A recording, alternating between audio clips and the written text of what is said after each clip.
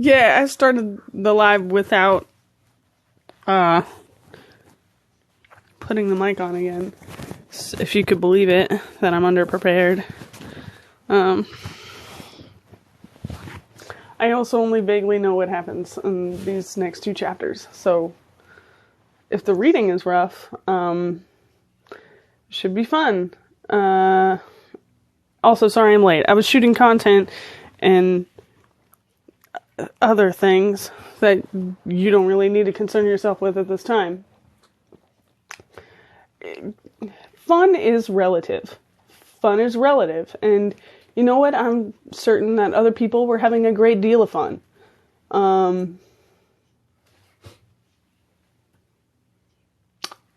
I have accomplished less than I would have liked today. Am I satisfied with what I did do? Sort of. About 23% success rate, which is low for the day. So anyway, can you all hear me or what? Can you hear me? You're good?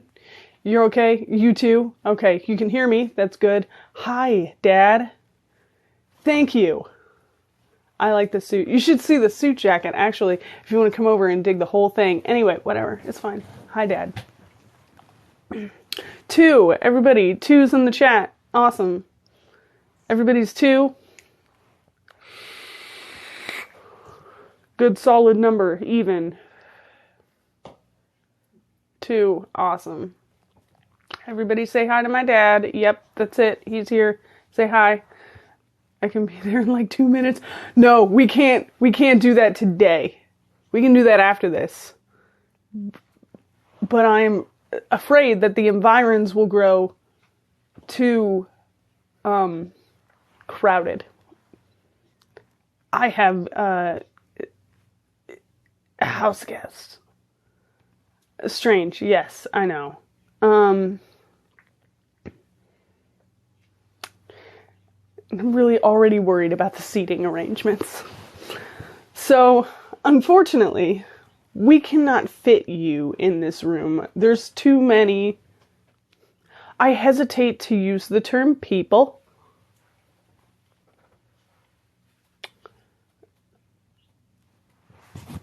Entities in this room. Too many. Strangely crowded today. So, apologies.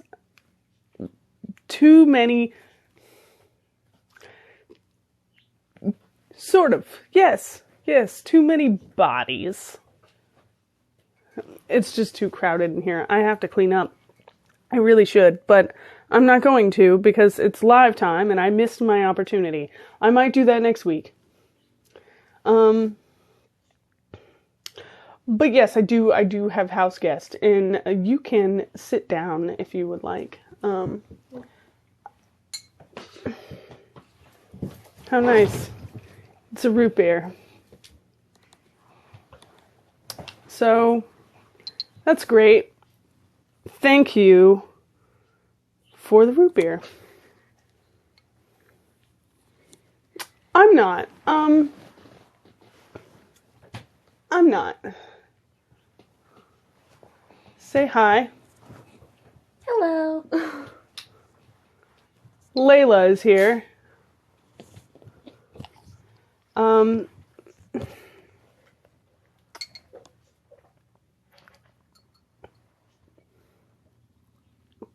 Still terrible. Did not change at all. It did not make it better being fresh. Oh, I thought it might. You know, strangely, I kind of thought that Horst might have done something to it to make it taste that way. I was incorrect.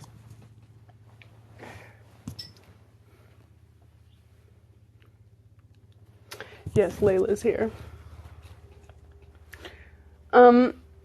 So yes, not technically people, but crowded. No.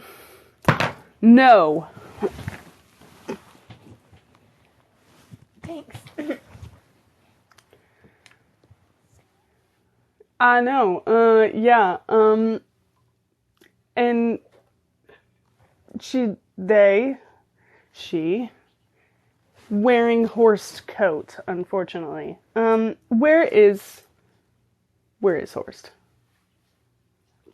No. Where? Where? No. Hey, No. this is my jacket. Oh. Sorry, it got kind of cold. That's fair. Hey there. Oh, did you get the root? Did you give him the root beer? I did. Nice. They loved it. Oh, I bet.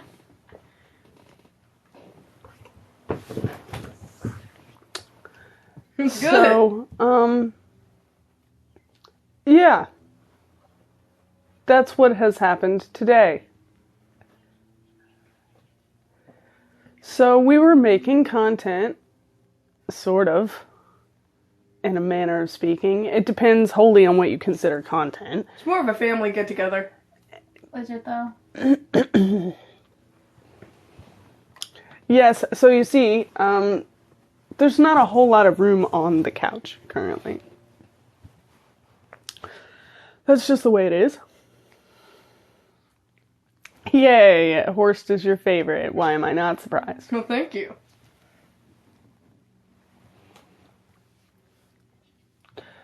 Don't die. It'll save me the trouble of bringing you back later. Thank you. Appreciate it. Oh, was the review any better this time?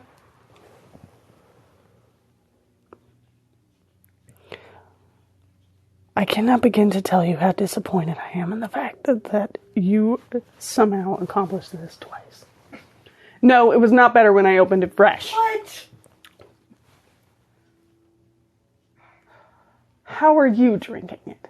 Because I have taste. Your beer's I'll stick fire. with this. I made you well. I'll stick with whiskey.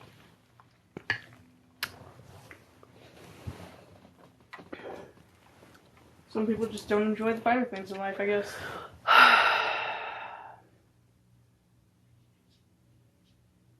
I'm not aware that it depends on the brand wholly, and we're not doing any more experiments regarding root beer. I'm done with that. We're not doing that anymore.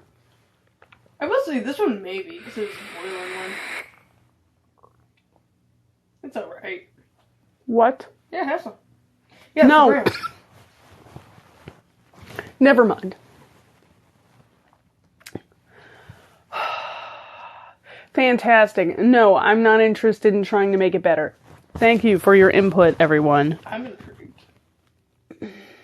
Horst is intrigued, which is Very who you all cater to anyway, isn't it? Horst, would you like to take over? Would you like to do this? Would you like to make it your live? We can do that. Say hi, Horst. Hello there. It's the Horst show, everyone. Would you like to wear the microphone too, or do you think you're good? Can everyone hear Horst all right? Can you all?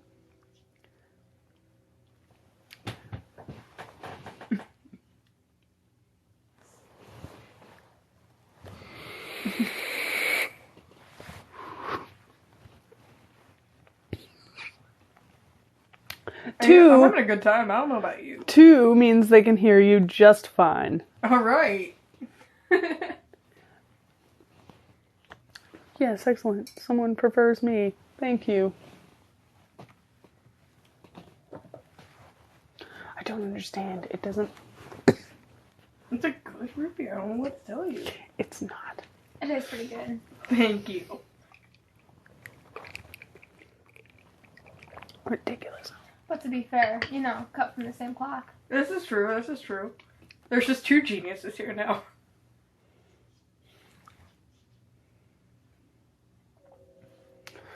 I'd like to think of myself as a genius. Oh, yeah, definitely. The morality of this, never mind. I am not the one to be speaking on it. I'll leave that to you. Got it. Host your own. Host my own horse hour.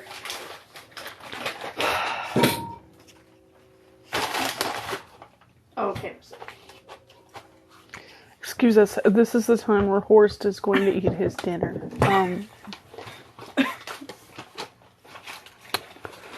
Which, if you all are having dinner during story time, that would be fun.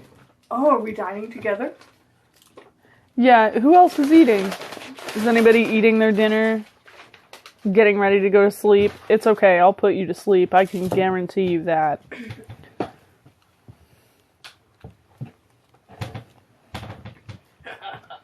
in, beautiful.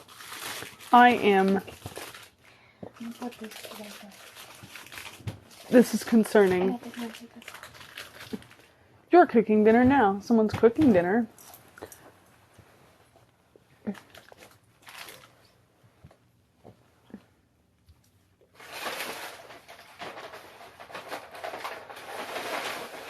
I feel like I should wait until everyone's gotten settled with their burgers.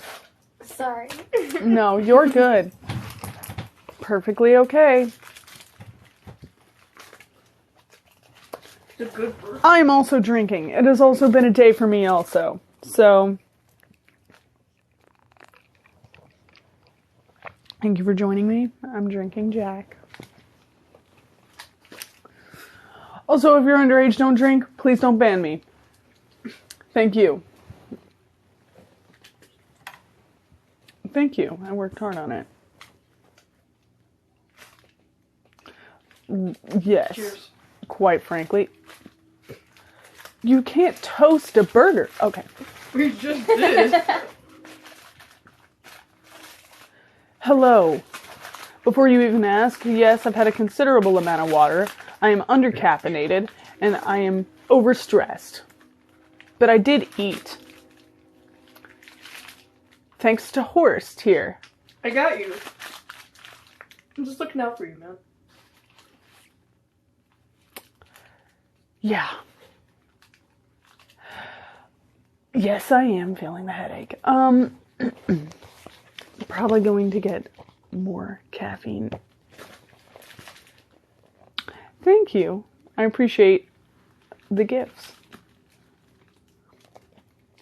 Anyway, how are we all doing? Are we all ready for the next chapter? Not because I'm going to stop my plans in case you aren't ready. I was just being polite. Thank you.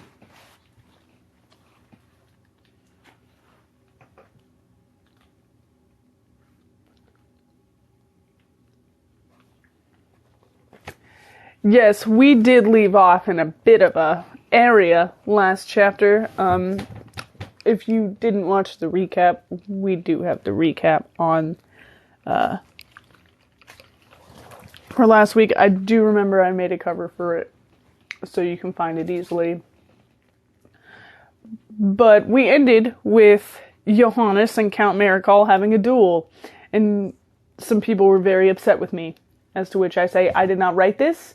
I did not correlate it in 2 chapter segments specifically to irritate you. I did it because of time constraints. Although, if you would like to believe that I did it to irritate you, go right ahead. It affects me not at all.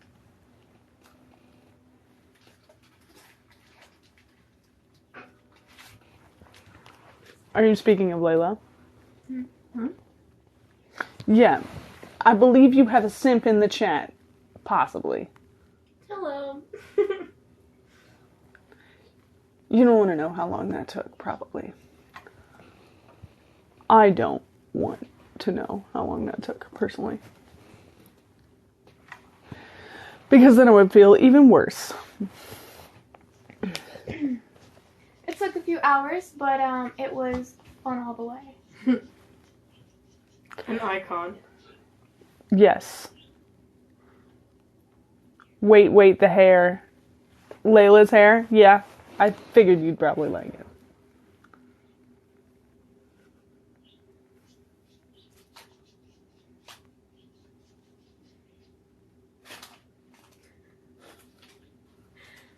Thank you. Much appreciated. I love this wig. It's one of my favorites.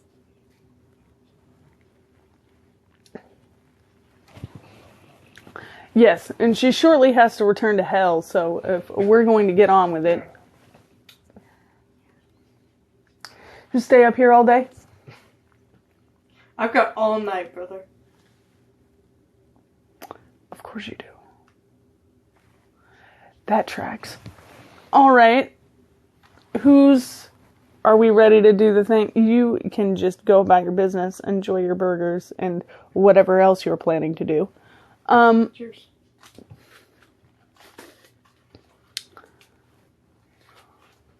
Yes, everyone simps. We get it.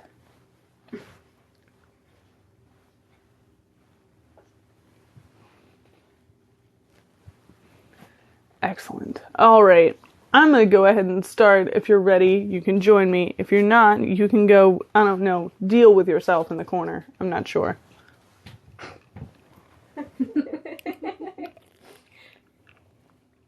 Are you okay? I'm perfectly fine. Excellent. Keep the distractions to a minimum in the form of slight interruptions with your hand raised are acceptable. Making evocative statements very loudly in the middle with no forewarning, unacceptable. Wasn't in my plan, but got it. I feel like now that I've alerted you to what is not acceptable, that is going to be the sole interruption that I get now. No, they know. I love that you know me so well. Yes, go deal with yourself. We'll be here when you're done.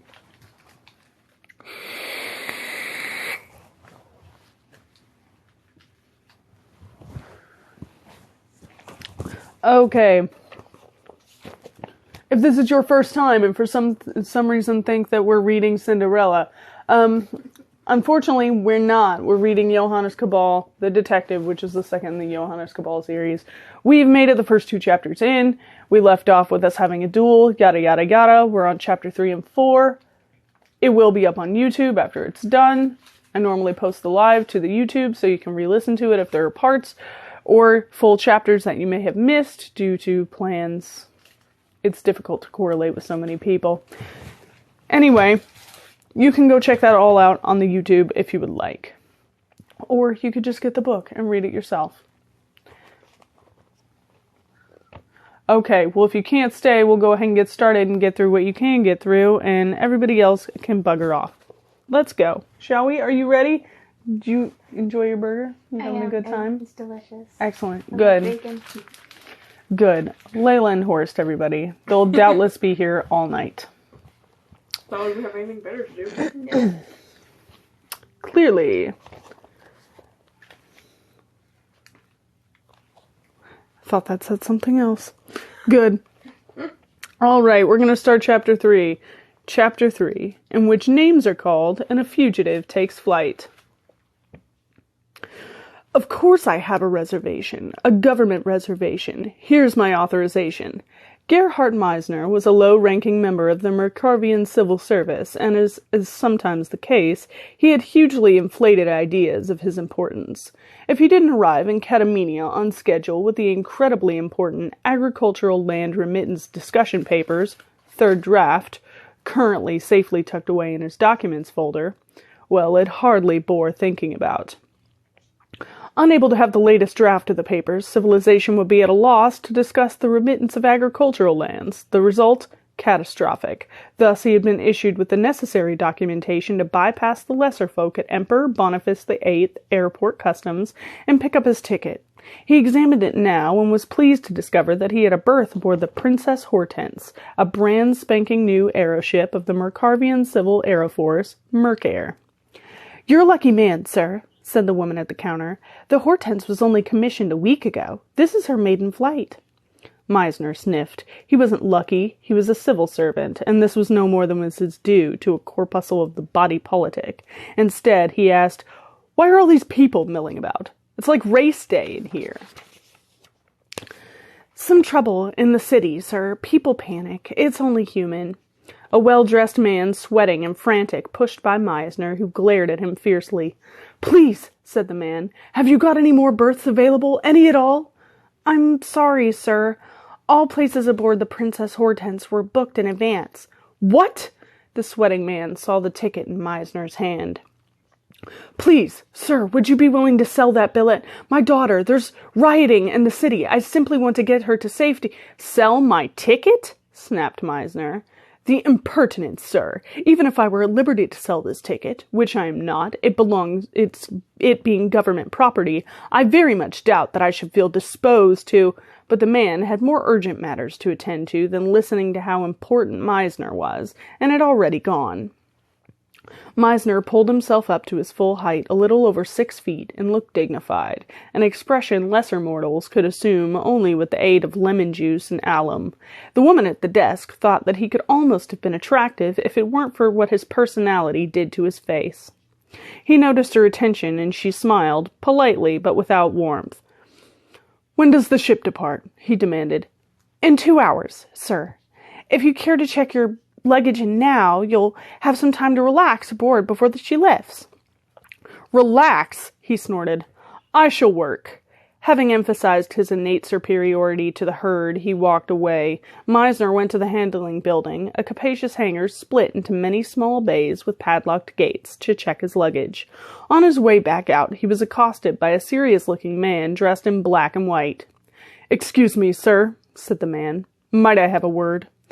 "If you're trying to buy my ticket, my good man, I must." The man looked around, leaned closer, and said, "State security, sir. It is a matter of some urgency. The well-being of Mercarvia may well be at stake." Meisner blinked and swallowed.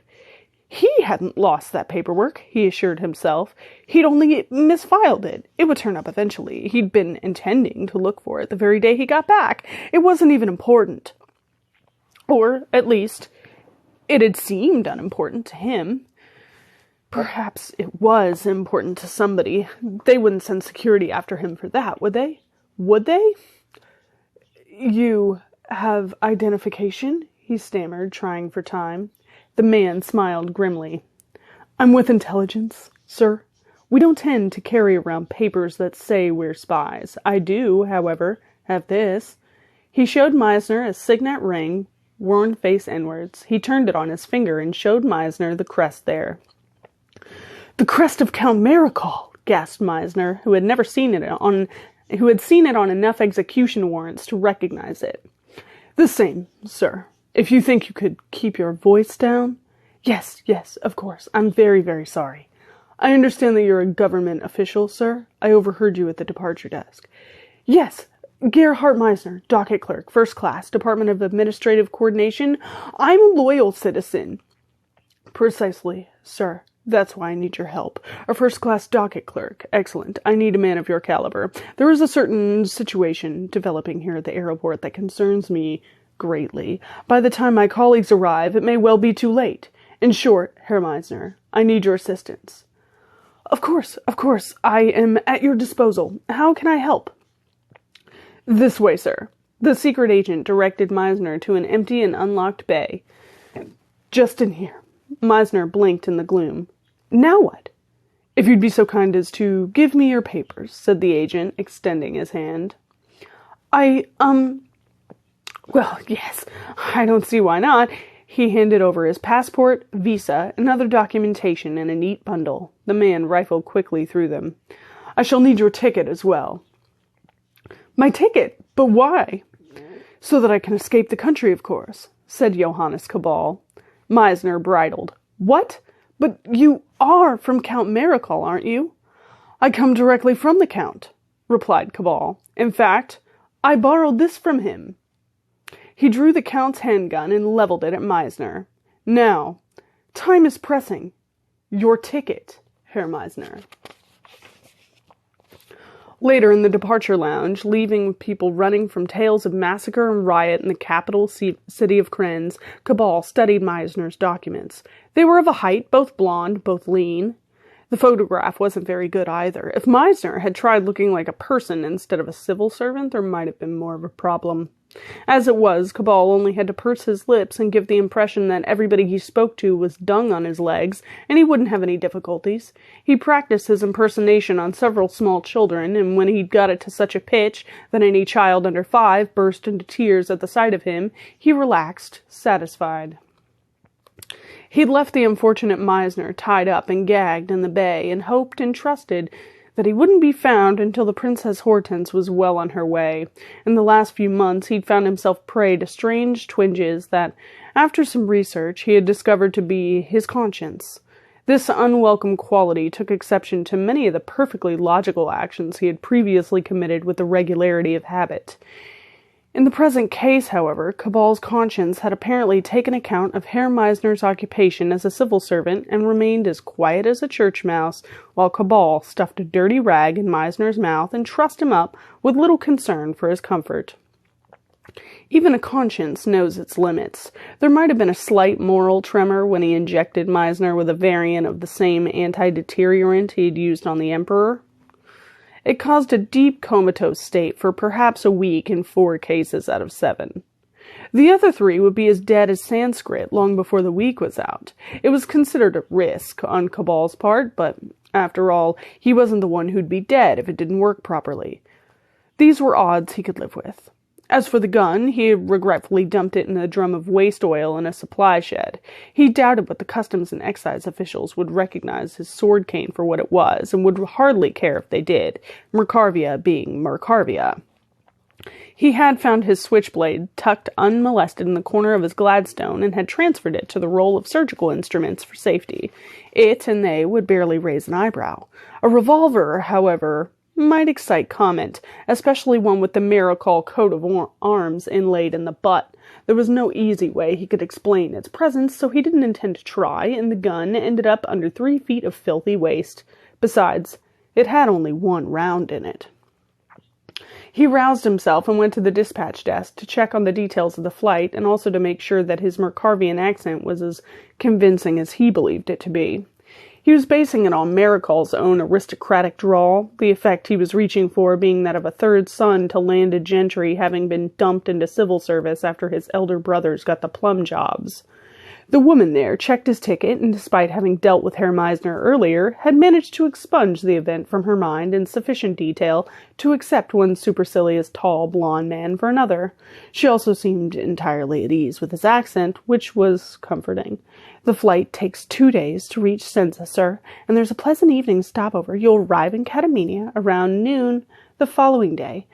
I can't be more accurate than that, I'm afraid. The Meteorological Bureau reports changeable headwinds.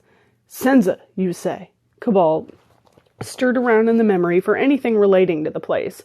He seemed to recall some ugly border squall a few years ago. It's quite safe, sir. The state of detente remains secure. Did it? Cabal wondered. He remembered something about export controls between Mercarvia and its allies in Catamenia. He doubted that some pleasant evening stopover was their reason for touching down in Senzan territory. More like a fine-tooth comb search by the local authorities to make sure no military aid was making it through their territory, as if he cared. Still, it was a handsome bit of serendipity. He didn't really want to end up in the hands of the Catamenian secret police, who would, no doubt, send him straight back to their cousins in Krenz. In Senza, he could disappear into the shadows, sneak across the neutral border, and be home in time for tea, metaphorically speaking. Splendid, things were finally starting to look up. He thanked the woman with civility, but without warmth, and moved on.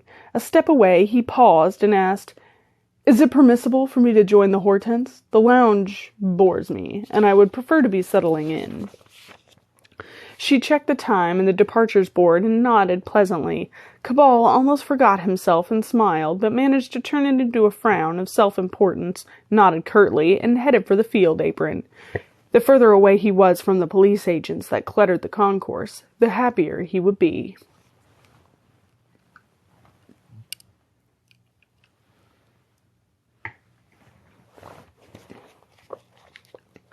Lieutenant Hasso was Karstet's replacement, and was already demonstrating himself to have the charismatic flair of his predecessor. So, this Cabal beat you, and now he's loose. Is that it? He did not beat me, grated Marechal in a patently dangerous voice that Hasso blithely failed to detect. The Count Marechal was rubbing feeling back into his recently freed hands, the pieces of bell-pull rope that had bound him now lying severed on the floor. You are the finest swordsman in all of Macavia, aren't you? asked Tasso, trying to get his facts straight. Forget about swordsmanship. Cabal cheated. Ah. Maricol looked at him furiously. What do you mean, ah? Oh, you know, Hasso shrugged. It was obvious he didn't. Ah, as in, oh, I should think. Oh, I should think. Yes, you should. Maricol decided that there were more important things to do right that moment than murder new adjutants. Is there any word of Cabal? The chap who beat you? Hasso finally caught the Count's look. Or should I say, didn't beat you? He added hastily. He winked conspiratorially. Ah, ho! Is there? Demanded the Count. No, no one's seen him. As soon as he'd finished here, he just vanished into thin air. Some sort of magician, isn't he? Izzy-wizzy ones and all that, rabbits? He's a necromancer, you idiot, not a children's entertainer. He can no more vanish in a puff of smoke than you can, regrettably. Are all the ports being monitored? The borders? Mountain passes? There is a rebellion going on out there, old man. Our chaps are terribly, terribly busy crushing the proletariat, but fear not. The orders have been sent out. Just have to hope that he shows his face.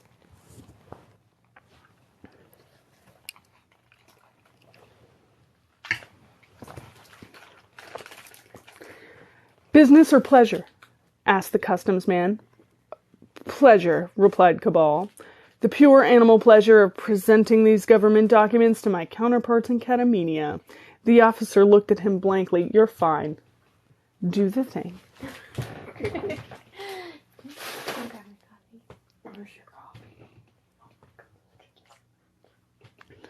We had to get settled. Your impressions are impressionable. They are. They are. Somehow I don't feel like you're quite being sincere, but okay. Oh no, it's very sincere. Promise. You're doing great. We're doing great, guys.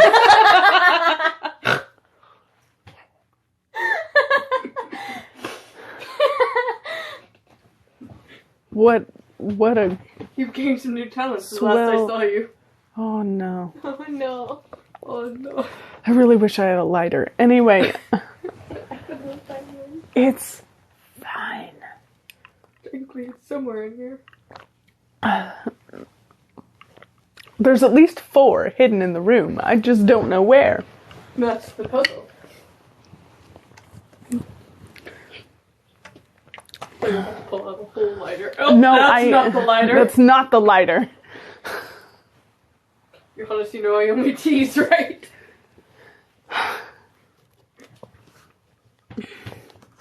Alright, are we settled? Are we doing...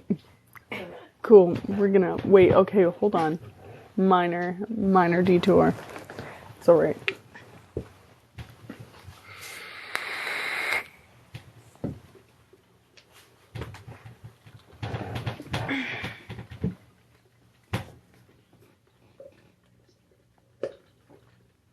Continue.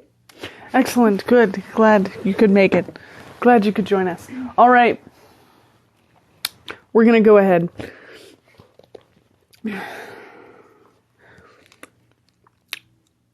The officer looked at him blankly, and Cabal decided that this wasn't going to be a meeting of minds. A little joke. A very little joke. I'm on government business.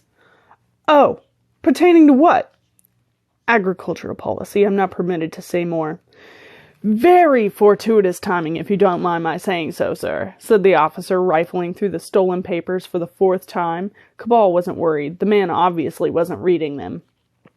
What, with all this trouble, you just happened to be leaving the country? Very fortuitous. Yes, said Cabal pleasantly. The customs man was clearly trying to imply that Cabal was some sort of moral coward for abandoning his country in its hour of need. Cabal didn't mind implying exactly the same thing back. Anything to annoy the hirelings. Isn't it? Aboard a beautiful new airship like the Princess Hortense, too? Lucky old me, Yes. Very, very lucky. Fortuitously lucky. The officer seemed to believe that if it was possible to win some sort of implication prize if he kept it up long enough. You have it there in a nutshell. Are you finished with my hand baggage? The officer waggled his mustache and looked in Cabal's Gladstone. What's this? He asked when he found the roll of surgical tools. Cabal quickly undid the knot and unrolled it. Sitting in a spare pocket, the switchblade looked like it belonged. Surgical equipment. My job sometimes includes pathological examinations of sick animals. You're a vet? The officer was suddenly interested. In a manner. Do you do parrots?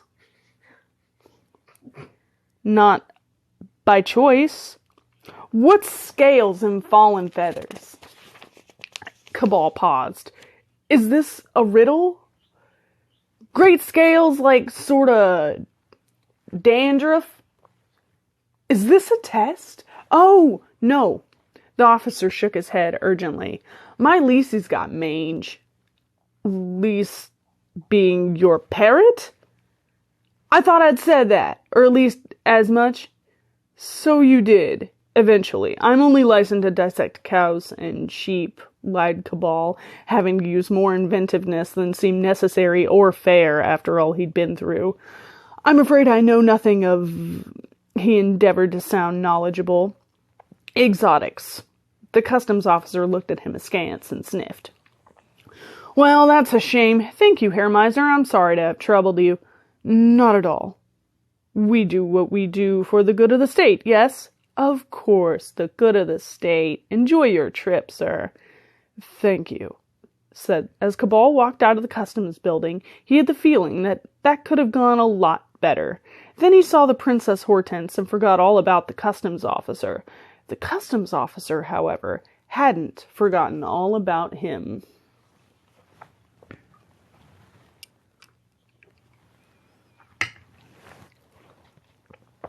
Lieutenant Hasso stamped into Maricol's presence and performed a salute that was a lot of everything but brief. He's been spotted, sir. A customs officer at the port got suspicious and checked the wanted list. Trying to leave the country, eh? It always paid to state the obvious when dealing with men like Hasso. It would save a lot of explanation later. We got him now. I want a patrol of the household guard ready in 5 minutes. Understood? Unaware of the excitement at the palace, Cabal took a long minute to gaze up in appreciative silence at the Princess Hortense. She sat in her cradle, a huge basket of pylons and girders that supported the hull where it was designed to bear this weight. Despite appearances when airborne, aeroships like the Hortense were not lighter-than-air dirigibles. Instead, they nullified their weight with banks of lathe-weight gyroscopic levitators, and pulled themselves through the air using magnetic etheric line guides that attached the vessel to the Earth's own magnetic fields. The gyroscopes were out of sight within the airship's upper hull, but the line guides, 4 massive, aerodynamically smooth nacelles 20 feet in length and 10 square, were held at a distance from the ship's skin by pylons jutting out just below the dorsal surface, fore and aft port, fore and aft starboard.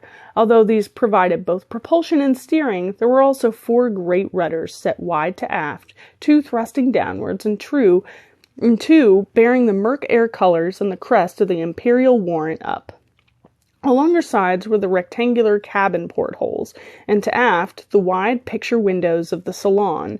At her prow, the nose was constructed almost entirely of glass panels, exposing the bridge, its command stations, control linkages, and aluminum mesh floor plates. From either side of the bridge, thrust-covered walkways, each ending in glass observation spheres that contained a crew station, reminding Cabal a little of the horns of a snail. These would be flying bridges, analogous to those on a large ocean-going vessel, he guessed, there to give a clear sight of the docking cradle during the approach. Members of the bridge crew were visible moving around the bridge and looking out the field. Cabal nodded slightly with satisfaction. He respected good engineering for its purity of thought, and the Princess Hortense was clearly that. That was the picture from last week. I put it in the recap. There's a picture if you want to see it. So if you have no idea what I just said, it's a fucking blimp. It's a steampunk blimp. Go check it out. I'll be here. We'll wait for you to get back, actually. If you want to go see it. We're going to wait until they leave, and then we're going to start. I like your style. Is everyone having fun?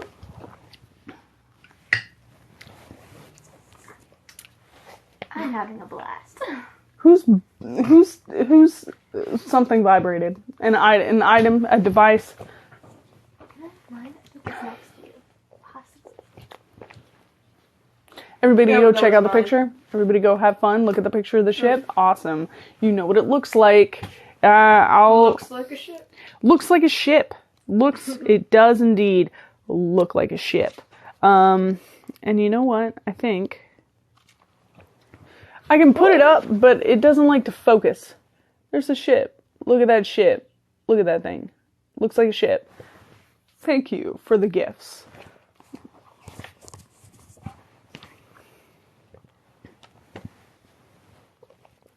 All right.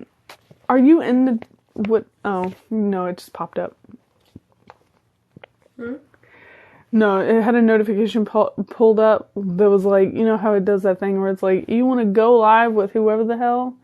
And I hate that. I don't know if you do too, but if I just see the icon on the side because that's what I'm looking for. Yeah. And then I'm like, what are you doing in the live? You're in the live. Get off it. We're going to get a weird reverb. No. I'm keeping an eye on the... I was just looking at the copy. No, you're good. I was messing with you. Something. I'm not allowed. Being kicked off. all right. Now that everybody's had a chance to go look at the ship, we're going to continue. Passengers were embarking from a balcony that extended directly from the side of the departure lounge, and he belatedly realized that he had come out of the wrong entrance. Rather than walk all the way back around again, he made for an iron spiral staircase within the cradle itself that seemed to be the crew's entrance. Deciding not to stand on ceremony, he hefted his bag and started up the stairs. His footsteps clanged harshly as he stepped up the iron helix, and the shadows the metalwork made in the low light of the dying day swept around and around him as he rose, spiraling 20, 30, 40 feet above the field. He paused as the gloom of the aeroship's underside enveloped him, and he looked back at the port buildings. Past the sweep of the customs house, he thought he saw mounted soldiers, but a girder interrupted his view, and he couldn't be sure. He sniffed. There was no point getting paranoid at this juncture. He'd done what he could. Now he could only hope it had been enough.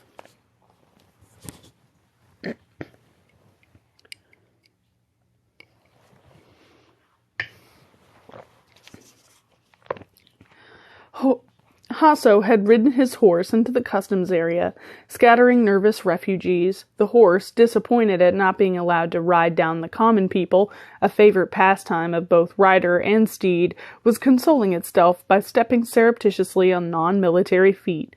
Muffled shrieks marked its progress. Hasso stood up in the stirrups. "Where's the cove who called the secret police?" he roared before adding conversationally, "That's us, you know." Maricol, who had taken a moment to dismount, walked past him. "Have you ever heard of discretion, Lieutenant?" he asked as he went by. Both Hasso and his horse looked equally bereft of a clue.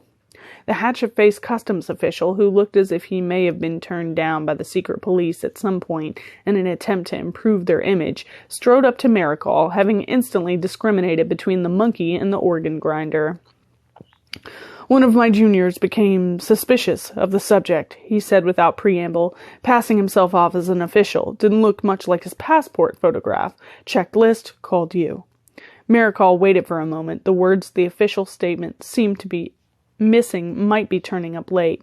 They did not. "Good," he said.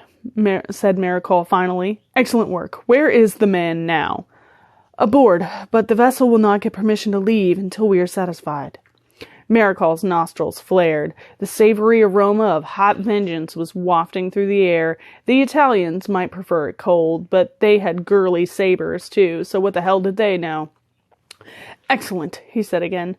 "Hold it until I've had a chance to talk to this official." He turned his head to one side and barked, "Hasso, come on. We've got him. Bring up the guards." He waited for the inevitable clip-clopping to begin before adding, "And do it on foot, you bloody moron."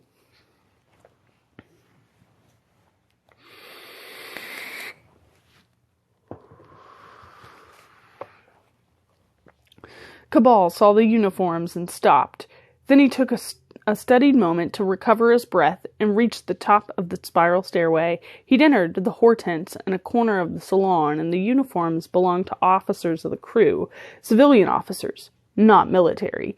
Even so, they looked very military. A man in his late 40s with a lot of gold braid on the epaulettes of his white uniform, Cabal guessed he was the captain, was talking to a subordinate. The subordinate listened attentively, and when he was dismissed, threw a salute and clicked his heels before leaving. Cabal sighed. What was it about this country that bred toy soldiers both inside and outside the army? The captain turned and was surprised to see Cabal there. His brow darkened momentarily and then cleared as he walked over. "Forgive my astonishment, sir," said the captain, thrusting out his hand. Cabal shook it politely and without grimacing as the captain ground his metacarpals together. "Passengers usually embark through the aft gangway? Those stairs you've just come up there are intended for the crew, Herr Meisner," said Cabal without hesitation, producing his stolen travel documents. The captain smiled a little tautly and waved them away. "Not my job, sir. The purser deals with that end of things. If you were to go aft, I'm sure he'd be delighted to deal with you." Cabal wasn't a man given to apologizing, but he could see that he'd got off on the wrong foot here and was drawing attention to himself. He leafed quickly through his memory until he found an image of somebody smiling apologetically and then mimicked it. "I'm terribly sorry," he said, being nothing of the sort. "I'm making a dreadful nuisance of myself. I went out to the edge of the field to get a breath of fresh air, and then I saw the Hortense was boarding. I really couldn't face all the way going back through the departure lounge." He balled his hands together in what he sincerely believed to be a contrite posture and simpered slightly. Facial muscles that had never been used previously for anything other than stony implacability and the occasional sneer screamed under the strain. "I saw the steps and just thought it wouldn't be any bother. I can see, however, that I've broken your routine. I'm in the government, so I know how important order and procedure are. Why, my whole job is about order and procedure. I'm carrying the documents for the forthcoming agricultural land remittance discussions, and believe you me, what a sad shambles they would be without a sense of order and procedure. For example, if we look at the first program," Cabal reached for his case. The glazed look that had been settling on the captain's face was replaced by one of terror on the instant. Nobody wants to be buttonholed by an evangelizing civil servant. It won't last for the rest of one's life, but it can certainly feel that way. "That won't be necessary, Herr Meisner," said the captain quickly, with a little too much emphasis on the first word. "No harm done, eh? Just see the purser, and everything will be ship-shape." Cabal pointed around the salon. "Ship-shape. Oh, very good, Captain." He knew damn well the captain hadn't been making a joke, but it was too good an opportunity to miss. Cabal knew from past experience that peculiar horror that is weak puns.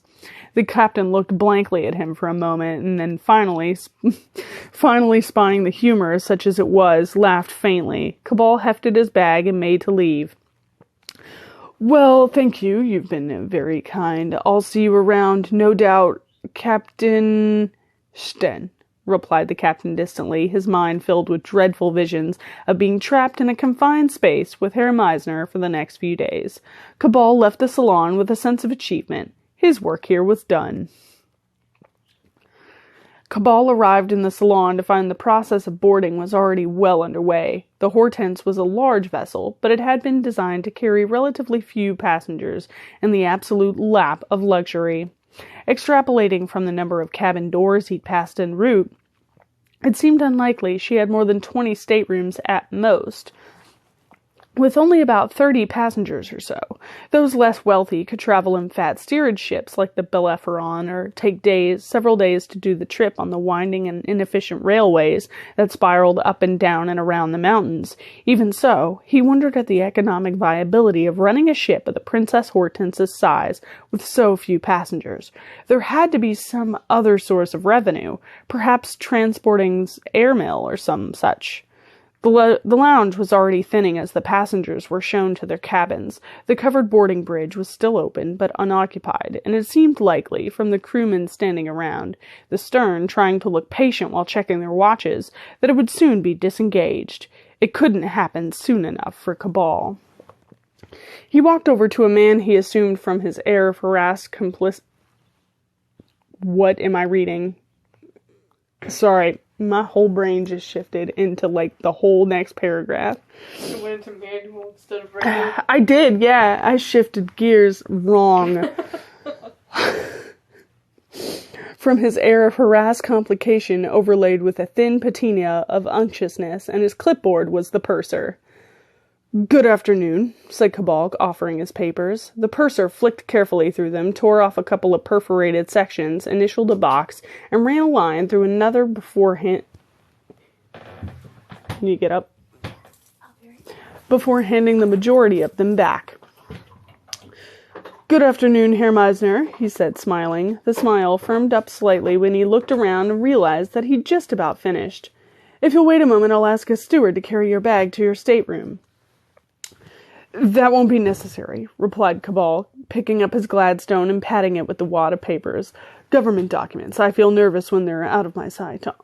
I'll find my own way there. S6? Starboard 6? The purser's smile turned yet more honest as his being confronted with someone who didn't need everything done for him. "Quite right, sir." He reached into the compartmentalized case that sat open on a low table beside him and took out a key. "Your key." Cabal took it. They exchanged farewells for a moment, and then both turned at the distinctive sound of military boots walking determinedly up the gangway. Cabal's heart sank. Approaching them was an officer in what Cabal recognized with a deep sense of foreboding was the uniform of the household guard, the imperial elite. "I'll be getting on," said Cabal to the purser, who was looking at the approaching soldier with open astonishment, and set off nonchalantly towards the starboard corridor. "You!" barked the officer, making everybody, Cabal included, freeze. The officer marched up to the purser, stamped to attention, and saluted. Even at this extreme, the purser returned the salute and even clicked his heels. The guardsman opened his sabretache and produced an official-looking piece of paper. "I'm looking for somebody," he snapped, holding the piece of paper up to the purser's eyes for him to read. "Do you have this man aboard?" It could be anybody, thought Cabal. A country like his? Miracul's people must be constantly hunting down enemies of the state. There's no need to worry, just remain calm and await developments. The purser read the piece of paper twice before turning and pointing directly at Cabal. "All right," thought Cabal. "I may be in trouble after all." The officer wheeled, and the purser being dropped from his attention like a leprous dog, and looked at Cabal with a steady intensity that boded badly. Cabal began to regret not transferring his switchblade to his pocket earlier while he had the chance. He didn't fancy his chances in another fencing duel against a man in a gleaming metal breastplate. Tactically, sticking 4 inches of blade in the guardsman's throat as he approached would have worked much better. The room seemed much darker with the guardsman standing over him. "Can I help you, Lieutenant?"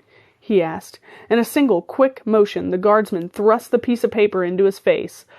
"Fourth draft, Herr Meisner." "I beg your pardon?" "The Agricultural Land Remittance Discussion Papers, 4th draft. I'm here on the personal orders of Baron Martract of the Agricultural Ministry. The papers you were carrying are to be redrafted while you were en route, according to these criteria." He listened closer until he was nose to nose with Cabal. "Do you understand?" he bellowed. Cabal took a step back, realized that he wasn't going to be dragged off in chains after all, and nodded curtly. "Of course I understand," he snatched back. "Tell the Baron his orders will be carried out to the letter." He twitched the paper out of the guardsman's fingers. "You are dismissed." The soldier went very white, and Cabal wondered if he overstepped the mark there. Then, with a wheel about and a stamp, the officer marched back to the gangway, snarling, "Bastard civvies," to the purser, and comrade in uniform, his bootsteps, sharp with fury, echoed down the covered bridge until they were gone. The purser looked over at Cabal. Cabal waved the piece of paper before putting it away in his breast pocket. "Civil servant's work is never done," he commented, picked up his bag, and went to stateroom starboard 6. The steamer packet Heimlin has been held up just as she was about to leave the lakeside port, and the passengers and crew made to wait until the Count Marechal and his troops arrived. Lieutenant Hasso had stormed on board, thankfully not on horseback, and made a lot of fuss over a simple job. Finally, 3/4 of an hour later, Johannes Cabal, beaten and bleeding, had been dragged across the gangway and dumped on the quayside. Except, of course, that it wasn't Johannes Cabal.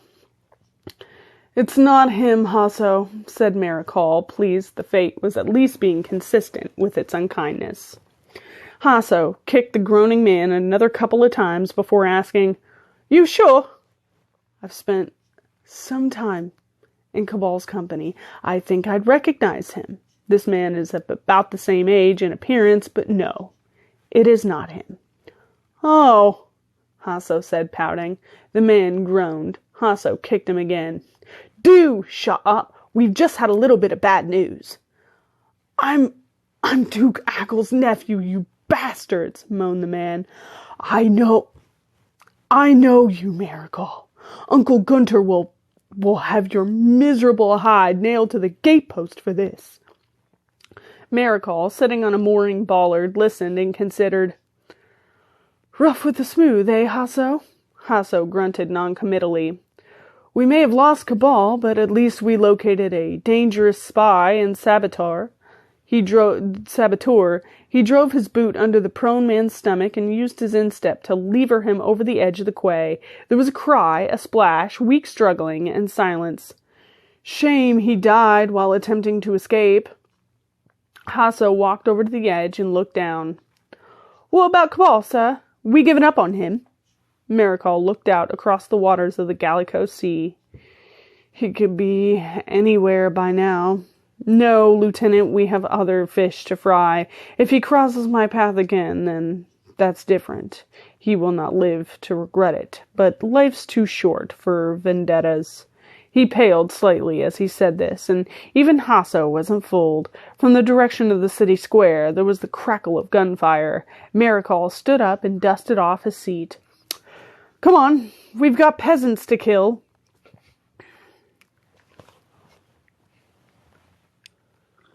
Priorities. In a manner of speaking.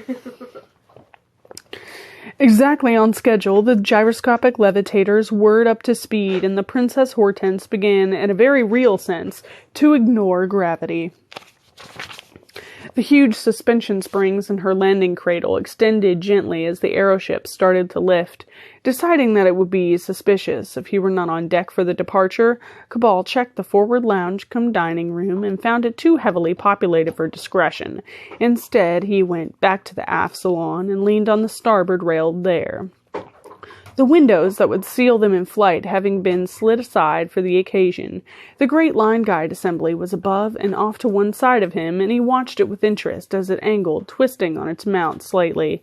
Seeking out the magnetic lines of the Hortense will pull herself along like a great spider on an ethereal thread, with a sharp electrical crack that filled the air with ozone and a shower of blue sparks that drew delighted cries from the spectators in the aeroport and on the field apron. It found and latched onto a likely candidate. Almost immediately, the fore starboard nacelle found one too. Cabal couldn't quite see it, but the flash of blue light was clearly visible on the grass around the cradle in the dying light of the day. There was an acoustic thudding through the public announcement speakers in the lounge, and then the captain spoke to the passengers. "Ladies and gentlemen, please brace yourselves. We are about to disengage from the landing cradle, and there may be some slight disturbance. Once we are clear, we shall perform one circuit of the field, and then begin our journey. Thank you." The speaker clicked into silence. For the few people who were in the lounge with Cabal bracing themselves seemed to consist mainly of gripping their drinks with both hands. As it happened, the disengagement was smooth and untroubled. The Princess Hortense rose in near silence, but for the cheers of the passengers, the answering ones of the ground spectators, the click and crackle of one of the line guide nacelles abandoning its first setting in favor of a stronger one, and the constant hum of the gyroscopes that sang through the decks and into the inner ear. At 300 feet, the Hortense slowed her ascent and started to move forward, swinging her tail out to perform a tight circuit of the field. Below them, the city was starting to light up, with lamps and windows and angry red bonfires of houses burning as the riot spread. I suppose that's my fault, really, thought Cabal as he watched the fires and the dimly seen crowds amongst the smoke and the flicker of rifle fire. Then he looked up into the sky and tried to make out the early stars. Politics had always bored him. The Hortense completed her circuit and set course for Senza, beyond the mountains. She accelerated and climbed gently until the lights of the city were little more than speckles, like fireflies, and then they were gone altogether. And that was chapter 3. Yeah, this one has a bit of a slow start to it. But it gets better, I promise. There's a lot of murder. Oh, that's where the fun is. Yeah, this is a murder mystery. Yeah, this is a fun one. Yes. So, he escapes. He beats Miracle. Sort of, maybe. Stand up and stretch my legs. Escapes on a ship. And Miracle beats up some idiot. That's what happens. Your average Tuesday? I don't know about Tuesday. What do you do on Tuesdays other than this? I'm just saying, it seems like an average time. Yeah. Yeah, I'm taking time out of my schedule. So for me, that's an average Tuesday.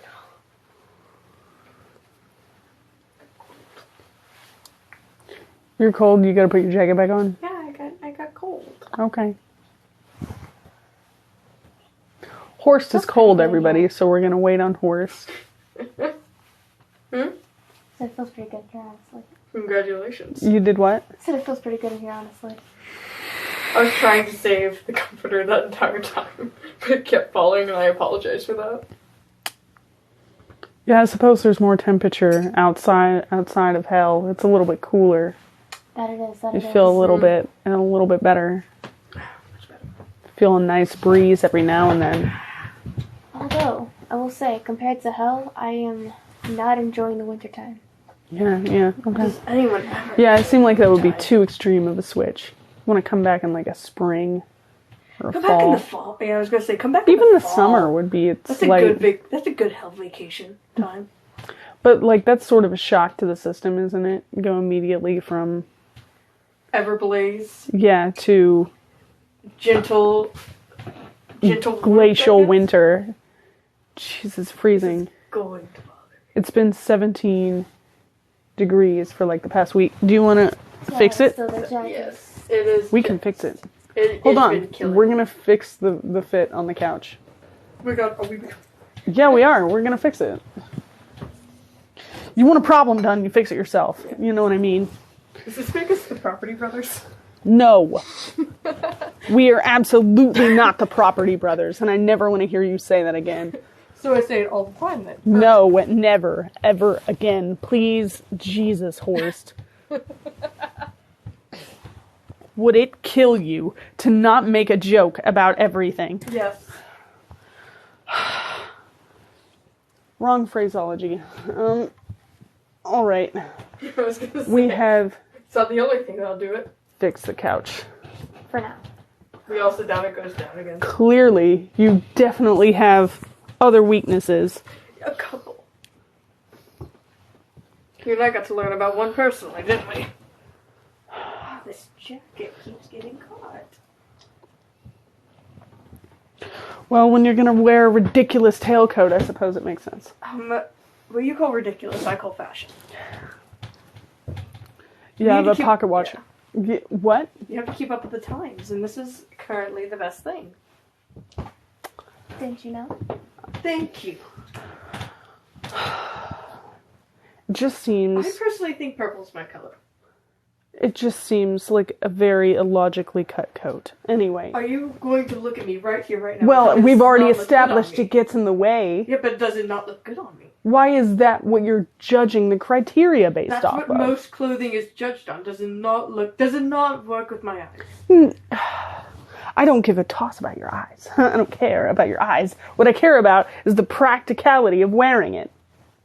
Yes, the practicality of wearing it is. Yours isn't very practical either. But does she not look Although, amazing? I She suppose... looks amazing. Stunning. I would agree. I designed this myself. That the objective that you're going into it with, it does accomplish a purpose. Not Yes, but not of the three of us here, two of us a are purpose stylish. that I would ever But I will attempt say, to... in hell, this is quite the outfit you should wear. It's really hot down there. It's stylish and functional. You can't wear a whole lot, you know. Just saying, out of the three of us here, two of us know how to dress. Bird. When you have to get up to fix a couch because your coat doesn't sit the right way. No, that wasn't it. This was just bothering me. Sure. Yeah. I'm sure they'd agree. I think purple's my color. I think this is worth it. This is worth a little bit of annoyance in a tailcoat. They're wearing... Oh, God. I'm wearing fashion.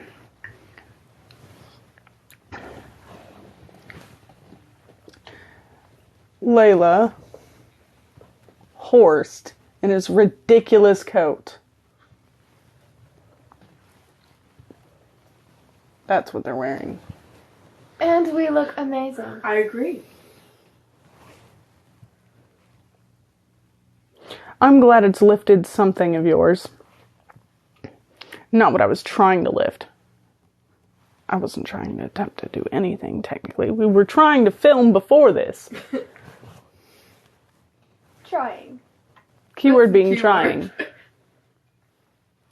I left my phone over there. Oh no, how will we ever get it in a ridiculously impractical coat? Good question. I'll show you exactly how we'll do it. Yes, go ahead. Oh, I thought you meant all the way across the room. No. It wasn't even that They did long. He never passes up the chance to romance anything. I don't see why it would really... It's a shame I left my roses in the other room. He brought roses. Yeah. I always bring roses. He planned to take over this live. I don't know what you're talking about. I need to go grab some in the other room. I just go grab them. All I'm saying is every time you put that camera on me, they're going to get a show. Yeah, he brought roses. He was just contemplating going out to get them for you all. Would you all Since he has to seduce unknown, nameless people on the internet also. I cherish every single one of you. Cherish being a very loose term. JoJo's Bizarre Adventure. Excellent. That is checks. a little bit. That yeah. checks. Oh, Jesus Christ.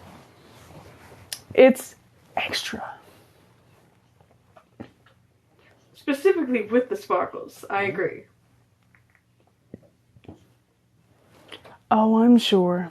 I'm sure.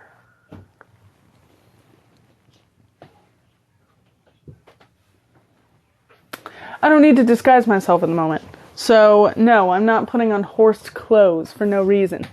It seems terrible. Yeah, I'd appreciate you not going into my wardrobe.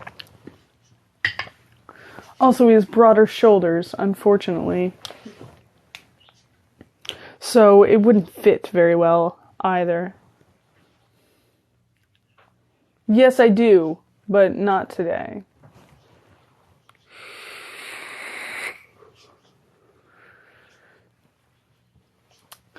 Anyway, we have one more chapter to get through, and it's a bit of a slow start on this one, but this is the last slow chapter. Everything ramps up after chapter 4. So,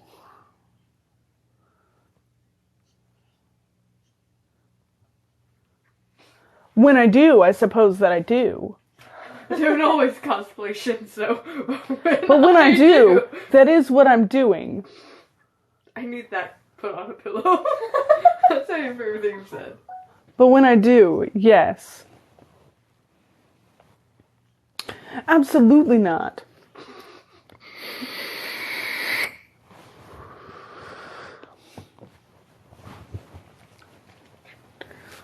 I love how you just immediately went to Shinzo for that, too. It's like, no! I'm sorry. That's out of the question. Completely unreasonable. I don't even know why you would bring it up or ask.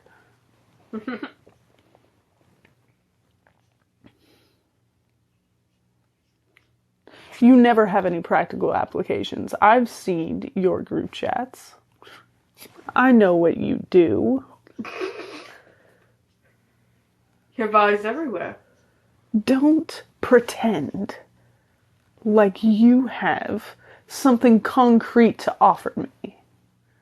Other than good fashion? Keep that in mind. What? Just saying, if this is about, like, was that about, like, us, you still disguising yourself as me? Yes, I don't care anything about fashion. I'm just saying, and that's the only positive, is you'll look amazing. Once again, the cut, it does not fit me. Your clothes do not fit me. You look good. And that is the problem. And I will never repeat that. If you say that to anyone outside this room, they will think you are lying. The only evidence of it is these 16 idiots. Brother, does anybody have a problem with what I've just said there? Technically, life is also relative. I can't disagree with you. All I'm saying is that's the kindest thing you've ever said to me. And I'm so glad dear Layla's here. It wasn't made in the interest of kindness. It was made in the interest of making a point. But I accept it. Anyway, we're going to read chapter 4. We're going to struggle through this. And then we're going to burn that coat. No. No! Brother, if it's a war you want. It's not that important. No, honestly, I really don't care. That I really do not. It has no effect on me other than it is a visual assault every single day. But apart from that, I figured that must have been one of the reasons. Other than you want to look like you run a carnival, which, well, it was only applicable for a year. You didn't have to go and dress for it or anything. Okay, first of all, if you wanted my assistance, it's go big or go home. That wasn't what I thought your catchphrase was. It's one of them. I have a list. Is that some of the new applicable ones? Yeah. As versus your old one, which you can't use anymore for reference of being alive? This is true. Yes. Some of them did not age well, what can I say? I plan to say something rather mean, but I'm not going to, because then we will fight, and then we won't get this done. So we're going to do this, and then we're going to fight. I love how we scheduled. Look, I'll try to squeeze it in the interest of the objective, this is not the most important thing happening right now. I concur that I am one of the most important things to happen to you. I'm also ignoring that in favor of the primary objective, which we will not deviate from. You're trying to distract me, and it's rude. Are we ready for chapter 4? We're going to read chapter 4 before Horst has the... Hold on. Yeah. Anyway. Addicts? Anybody?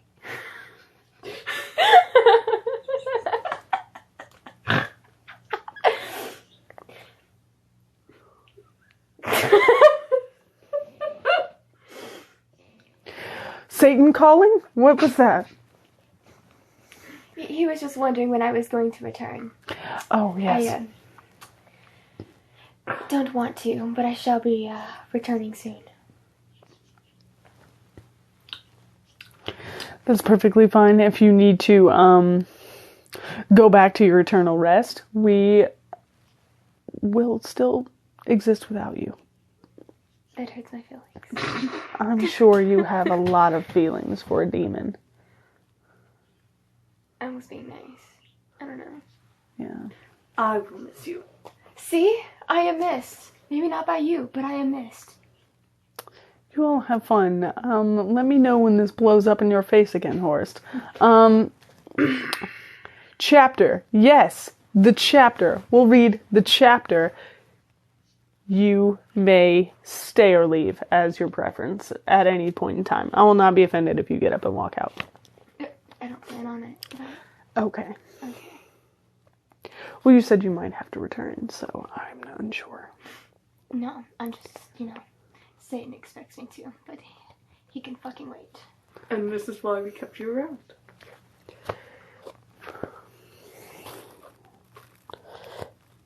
This is so unfortunate. You invited us here. I want that to be made aware. To accomplish a goal, which we didn't even achieve. Okay. Trust me, you didn't miss much. Actually, that depends. You might have missed some content. When did you dip out?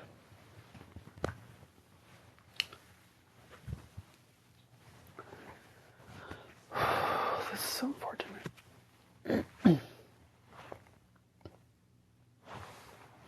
I need to drink.